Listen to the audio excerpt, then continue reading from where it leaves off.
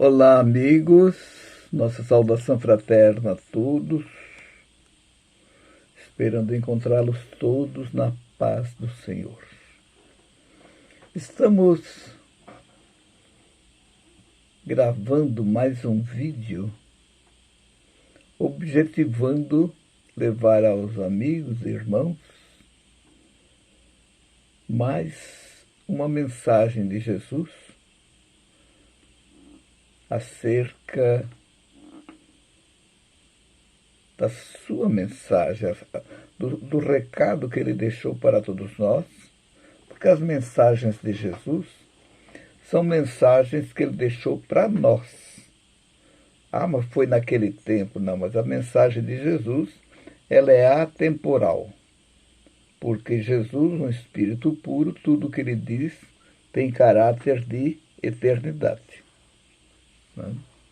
Então, a mensagem de Jesus, cada vez que nós lermos uma mensagem dele, naquele momento ele estará falando para nós, para quem estiver lendo ou ouvindo. Assim, os nossos vídeos aqui que a gente grava, evidentemente que inicialmente e principalmente a mensagem é para mim que estou gravando. Cada vez que eu gravo uma dessas mensagens, a minha responsabilidade com a minha transformação, com a minha reforma moral, aumenta cada vez mais. Mas também para quem vai estar ouvindo. Então, os irmãos e irmãs que estiverem ouvindo, que ouçam de uma forma respeitosa, refletindo sobre a mensagem, né, que está sendo veiculada, né, por esse instrumento tão bom, tão efetivo, né, que é a internet, que são os canais, né, dessas plataformas de comunicação. Nós, por exemplo, estamos usando a plataforma do YouTube, que é o canal onde eu tenho ali a possibilidade de estar gravando essas mensagens. O meu canal, ele tem o meu nome, que é Luiz Miller. Quem quiser acessá-lo, é só entrar no YouTube, digitar o meu nome, Luiz Miller, que vão encontrar uma série de palestras sobre Jesus, sobre o seu Evangelho, de acordo com o pensamento espírita, e que estão lá, palestras curtas, no máximo 30 minutos, onde elas não se tornam cansativas, mas nós procuramos fazer de uma forma gostosa, de uma forma assim, que os irmãos encontrem sempre motivações para poder estudar o Evangelho de Jesus, que é o nosso modelo e guia, como nos informam os espíritos de luz, né? E também porque ele vai dizer lá no final da sua tarefa, lá na última ceia, quando está chegando os últimos momentos, né, da sua passagem por aqui, ele vai dizer que ele é o caminho, a verdade e a vida, né? Porque os discípulos vão falar para ele, mas e nós, como é que vamos saber qual é o caminho, já que estás indo embora, mais ou menos assim, né? Ele vai dizer, eu sou o caminho, a verdade e a vida, e ninguém vai ao Pai senão por mim. O que ele quis dizer com isso? Ele quis dizer que o evangelho que ele deixou, o roteiro, porque Jesus deixou um roteiro de comportamento para nós. Esse é o caminho. O caminho, esse caminho ele deixou como se fosse uma planta, uma planta de engenharia civil, de uma construção. Ele deixou exatamente um roteiro de comportamento para todos nós, né? Para que nós pudéssemos saber como trilhar esse caminho para Deus. Porque todos nós estamos viajando, retornando para Deus. Só que nós temos como Jesus foi falar também, né? Nós temos dois caminhos, né?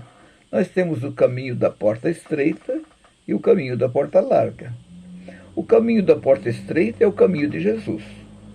O caminho da porta larga é o caminho do mundo, o caminho das seduções, o caminho das facilidades, né? Enfim, das sensualidades e assim por diante. Lá está tudo pronto. Naquele caminho você não progride. Ao contrário, se compromete com a vida, porque a vida sem trabalho, sem ação, ela fica comprometida. Você passa o tempo e não utiliza para o seu processo evolutivo, nem também para auxiliar o seu próximo, né? De formas que, então, a proposta de Jesus, ele mesmo vai dizer, procurai entrar pela porta estreita, porque larga é a porta da perdição. Perdição não no sentido de se perder para ir para o inferno, como pregam as religiões. O que se perde é a oportunidade de crescimento, porque, na verdade, ninguém vai se perder. Não existe essa coisa de inferno. As penas eternas não fazem parte da lei divina, porque Deus é amor, Deus é misericórdia, né? Então, aonde há amor, aonde há misericórdia, não há possibilidade dessas penas eternas, porque não tem como, né? Não tem como. Onde existe o amor, e Deus é amor, e esse amor está no universo todo, não tem nem espaço para dizer, aqui nesse cantinho é o inferno. Não existe isso. A casa de Deus é todo o universo. Jesus vai dizer que há muitas moradas na casa de meu Pai. Mas ele não diz que tem uma morada, essa morada aqui é infernal. Isso ele não vai dizer nunca e nunca disse. A casa de Deus é o universo, que é uma casa luminosa, só de luz, né? Por quê? Porque nela permeia o amor. Por quê? Porque Deus é amor.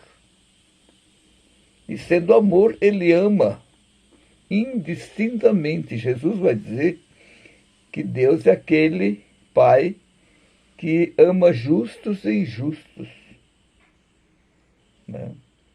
Então, lá no Antigo Testamento, nós vamos encontrar a frase de que Deus não quer a morte do ímpio, antes que ele se arrependa e cresça. E também sabemos que Deus, ele só criou vivos. Toda a criação de Deus é uma criação de vivos. Ah, mas a pedra é viva? É. A planta é viva? É. O ar é vivo? É. A chuva é viva? É. Os animais, o homem, a criação divina é toda de vivências, de vidas, de fato, e que estão todos nesse processo de caminhar para Deus, né? Então, nós vamos relembrar hoje a questão do Tabor e da planície. Jesus, certa vez, convidou 3 discípulos dele, que depois se tornaram apóstolos, né? Pedro, João e Tiago Maior, que tem o Tiago Menor também, né? Mas aqueles 3 que Jesus convida para subir no Monte Tabor, ali era o Tiago Maior. E Emmanuel tem uma mensagem numa de suas obras, daquela série Fonte Viva, onde ele intitula Nem Todos, porque Jesus convidou 3 exatamente porque eram aqueles 3 que tinham as qualidades que ele precisaria, porque lá no Monte Tabor houve uma sessão que nós hoje chamaríamos de uma sessão espírita. Por quê? Porque lá apareceram Moisés e Elias, e Jesus no centro. Mas Jesus ficou transfigurado, estava assim luminoso, brilhante, né? E os 3 discípulos que estavam juntos, né? Pedro, João e Tiago Maior, ficaram assim, meu Deus, eles estavam extasiados, né? Porque ali se formou uma reunião de uma vibração elevadíssima, aonde eles ficaram tão entusiasmados, os 3, que já queriam fazer 3 tabernáculos ali. Um para Jesus, outro para Moisés, outro para Elias, né? Mas Jesus os adverte, como quem diz, gente, aqui tudo é luminoso, aqui tudo é paz. Por isso que o tema do nosso aqui é o Tabor e a planície. Ele queria dizer, aqui não tem problema, mas os problemas estão lá na planície, lá embaixo.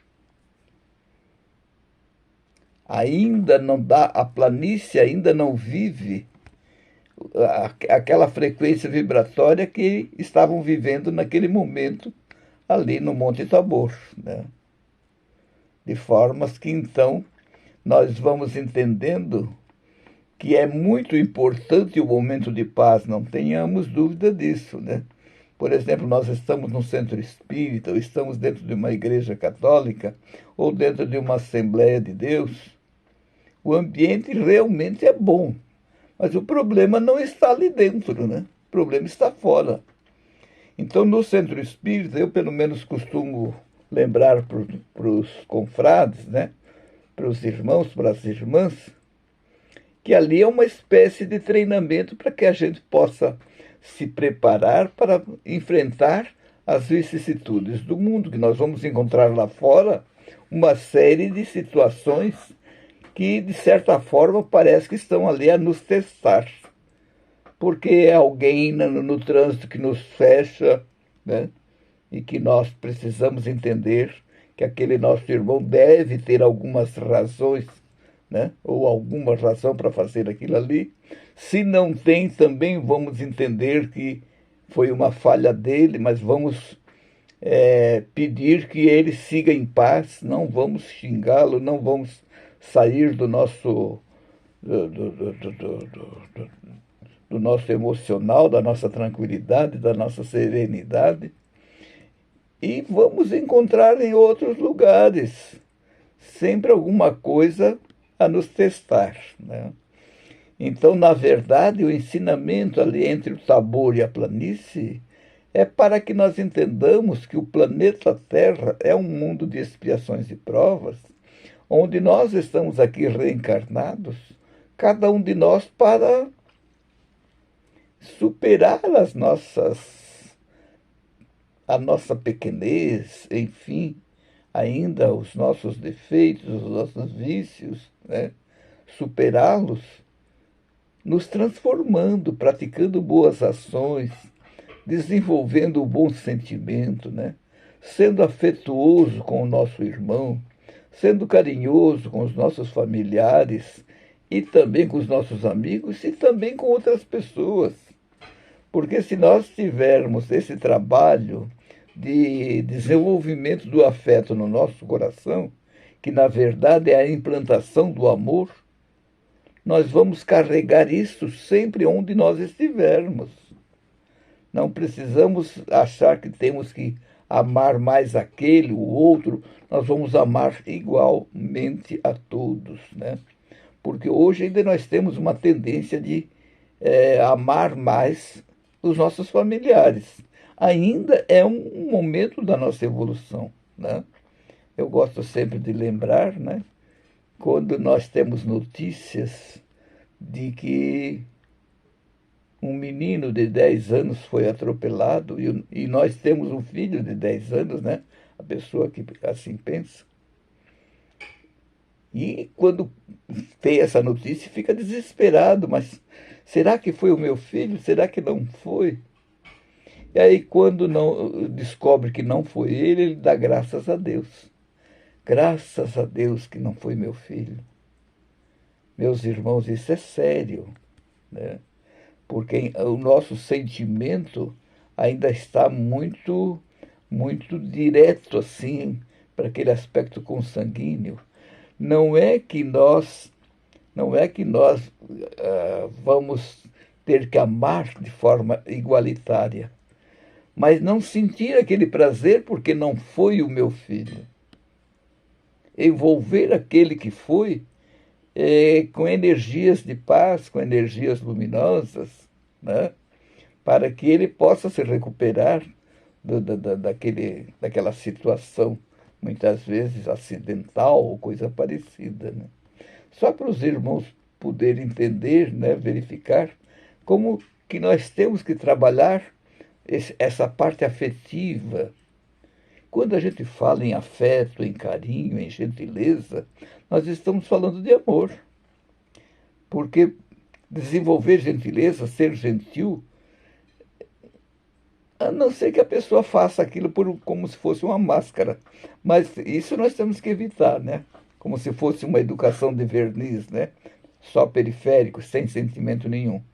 Mas, na verdade, quando nós estamos com Jesus, quando nós estamos nos catalogando como cristãos, nós vamos ter uma linha de comportamento onde a sinceridade, o afeto sincero começam a brotar e a estar presente nessas situações em que nós vamos dar esse testemunho de amor, independente se é nosso familiar ou não, né? Independente se é nosso amigo ou inimigo, até isso. O próprio inimigo, o próprio adversário, ele precisa ser tratado com igualdade. Ah, não, eu vou ter que perdoar, amar mais ele, porque é adversário. Também não é essa a recomendação. Porque nós precisamos entender que os nossos chamados adversários ou inimigos, né, que possam existir eventualmente, eles são irmãos nossos igualmente, né? A dose de amor que nós precisamos dar para um e para outro, ela é igualitária, para que haja justiça de nossa parte, né? Porque quando nós escolhemos premiar um em detrimento de outros, a coisa passa a ser meio parcial, né? E o que caracteriza a justiça divina é a imparcialidade. É ele atuar de forma igualitária com todos os seus filhos. Aí os irmãos poderão dizer, mas espera aí, nós temos aí pessoas pobres, pessoas ricas, pessoas saudáveis, pessoas doentes. Aonde que fica esse aspecto igualitário? Ocorre que nós precisamos lembrar que nós somos espíritos muito mais antigos do que o nosso corpo. O nosso corpo tem a idade cronológica que tem, mas o espírito não sabemos o tempo, só sabemos que somos muito milenários. Vivemos há milênios. Já participamos de várias culturas, já vivemos em todos os continentes aqui da Terra, já convivemos com os asiáticos, com os africanos, né? Com os europeus, né? Com os da Oceania, né? Austrália, Nova Zelândia. E agora estamos aqui no continente americano, né? Mas nós temos dentro de nós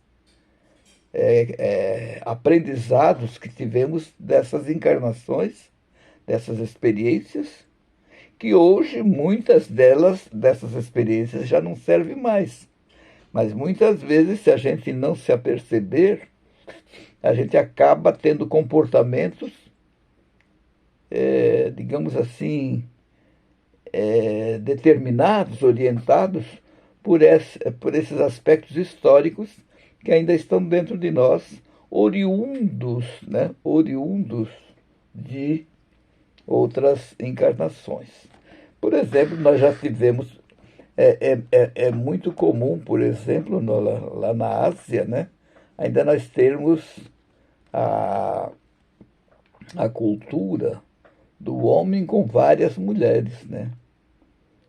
E isso nós aqui no Ocidente não temos essa cultura. Porém, há, né, com relação as situações eventuais onde nós poderemos estar com outras pessoas, com outros parceiros ou parceiras, né? Em prejuízo da própria família. Então, nós estamos cada vez mais com esse desenvolvimento de comportamento cristão, chegando nesse processo monogâmico, né? Cada vez mais, para que aquele respeito com as pessoas que convivem conosco, a nossa esposa, nosso esposo, nossa família, seja cada vez mais coerente com as orientações de Jesus, com o seu Evangelho. E por isso que nós sempre estamos colocando aqui em nossas lives, né, a importância de nós estudarmos Jesus. Então, como eu venho dizendo várias vezes, já disse, que Jesus é nosso modelo e guia, mas como é que nós podemos seguir esse modelo e guia se não o conhecemos, né? Então precisamos estudá-lo, estudar não ele em si, porque ele a gente sabe que é um espírito puro, mas os ensinamentos que ele deixou. Isso que é necessário, né? Onde é que nós vamos encontrar isso? Lá na Bíblia, no Novo Testamento, né? Lá onde você tem Mateus, né? Marcos, Lucas e João, 4 evangelistas principais, né? Que a igreja se chama de São Mateus, São Marcos, São Lucas e São João. Isso não importa, é a denominação, mas na verdade são esses evangelistas que estão retratando, trazem retratada a vida de Jesus e as ideias que ele nos deixou, que foi essa a missão, né, que ele teve aqui conosco. Mas e Atos dos Apóstolos não precisa estudar? As epístolas de Paulo não precisa estudar? Todas são importantes, né? Todas, o Apocalipse, tudo. O próprio Antigo Testamento é importante estudar. Só que o Antigo Testamento tem aquele problema da época. São situações da época que nós precisamos pegar os ensinamentos de Jesus e, de posse desses ensinamentos, estudar o Velho Testamento. Não fazer o contrário. Não trazer o Velho Testamento para o Novo. Levar o Novo para o Velho. Que aí nós vamos ter outras lentes, né, para poder estudar o Antigo Testamento, com as lentes de Jesus, com as orientações que ele nos deu. Aí então nós vamos ver, vamos abdicar das guerras, aquelas coisas que lá estão, aí nós vamos ver que não é aquilo ali que está interessando, e vamos procurar ver as mensagens, né? Como Isaías tem mensagens incríveis, muito fantásticas, todos os profetas têm, né? O profeta Jonas, que levou lá a Nínive, né? A mensagem que está lá, que ele tem aquela metáfora, isso é outra coisa que a gente tem que descobrir. Lá no Velho Testamento, por exemplo, o profeta Jonas foi engolido por uma baleia, porque ele não queria ir lá para Nínive, e a baleia fez com que ela vomitou o Jonas lá nas praias de Nínive. Isso é uma metáfora, isso não existiu, né? Mas o ensinamento que ali está, porque ele estava se rebelando contra as ordens de Deus, né? Que ele teria recebido a missão de ir lá em Nínive. Nínive era a capital da Assíria, né? Então, estavam vivendo de uma forma bastante, digamos assim, dentro de um processo sensual, bastante criminoso, vamos assim dizer, né? Onde a sexualidade estava pervertida e assim por diante. Ele teria que ir lá para pregar o arrependimento deles, a renovação deles. Mas inicialmente ele não quis. Aí tem toda aquela história dentro de uma metáfora. Ou seja, as vontades de Deus, nós precisamos entender quando elas vêm e que não podemos renunciar. Porque a vontade de Deus é sempre para o bem. Isso que a gente precisa entender. Deus, Jesus, os Espíritos de luz, jamais vão nos orientar para o mal, para prejudicar o nosso próximo, né? Isso é bastante importante que a gente tenha essa consciência. Porque poderia pensar, mas espera aí, como é que eu vou pensar, vou saber se isso vem de Deus? Preciso observar, avaliar esses informes, né? E verificar se a aplicação dessas coisas vão fazer o bem ou o mal para o nosso próximo, né? Ou a nós mesmos. Então é fácil de distinguir isso, né? De formas que então lá Jonas ele teria não obedecido inicialmente, né? E aí vem as consequências. Então é uma metáfora para essa questão da nossa obediência para com Deus, né? Isso é muito importante e outros aspectos que podem ser deduzidos dali. Então é isso que nós queremos dizer, que o Velho Testamento é muito importante, faz parte da mensagem de Deus, mas só que também tem a história dos judeus, tem muita guerra, muita coisa, muita morte. Então isso a gente deixa de lado. A gente só vê aquele lado da mensagem boa. Veio a mensagem e eles não cumpriram. Isso não é problema nosso. A questão nossa é ver que mensagem veio. Se eles cumpriram ou não cumpriram, isso é outra história. Aí a questão não é conosco, é com a lei de Deus, né? Mas nós podemos dizer, puxa, mas esse aí podia ter feito diferente, né? Então, sei lá, nós vamos ver lá, por exemplo, Jacó, né? Jacó que ia casar com uma e fizeram todo um engano lá e ele dormiu com outra. No dia seguinte foi ver que não era aquela que ele tinha trabalhado 7 anos para conquistá-la. Aí ele tem que trabalhar mais 7 anos. Isso para nós, como é que nós podemos ver isso, né? O que Jesus recomenda? Não fazer mal aos outros, né? Não enganar ninguém. Aí você pode dizer, mas o cara era um profeta, tudo, mas também era um ser humano, né? E acabou dessas duas mulheres, e ainda com as duas servas, deles vieram os 12 filhos de Jacó, que vão formar as 12 tribos de Israel, né? Então, a gente também precisa ver que os planos de Deus, às vezes, sei lá, eles vão por caminhos que muitas vezes nós não compreendemos, né? Nós vamos ver lá, por exemplo, Abrão, que coabita com a escrava, porque a Sara era estéril, e dali nasce Ismael, né? Ah, mas isso não pode, porque como ele coabitou com a serva, com a empregada, mas isso foi com a aquiescência da própria Sara, né? Que lá ainda era Sarai, né? Então, não é a questão do erro, a questão é dos motivos. Isso que nós precisamos observar.